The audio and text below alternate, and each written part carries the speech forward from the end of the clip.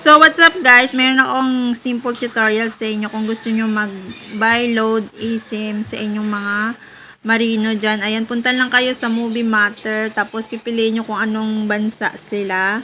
Tapos, mag-choose ka dyan ng mga load kung anong available. Katulad nyan, Australia yung marino ko ngayon. So, ibibili ko siya ng eSIM gamit ang True Online. So, ayan na nga, mag-proceed tayo sa payment. Merong mga Visa card ang hinahanap dyan. Yung True Payment is online banking.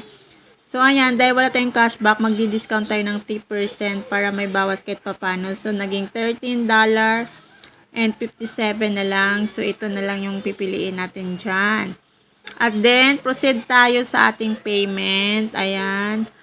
Tapos, i-click lang natin yung dalawang box na nandyan. So, ito pala guys, kailangan pala nakalagin ng inyong account dyan. So, ito, i-check nyo lang yung dalawang box, tapos continue to check out. Tapos, magpi-payment naman is, ayan, dalawa. Pay with crypto and pay with Visa card. Ayan. Ang gamit ko dyan is yung PMaya. Pimaya ang ginamit ko dyan. Walang hassle guys. Magpapadala lang yan sa'yo ng OTP para just to confirm na ikaw nga talaga. Tapos i-accept mo lang siya. I-click mo lang yan din. Yan na. Complete na. Magpapadala yan siya ng QR code. Tapos eSIM number. Tapos kung ano pa yan nandyan. Papadala niya yan through your email. Tapos i-screenshot mo lang yan guys.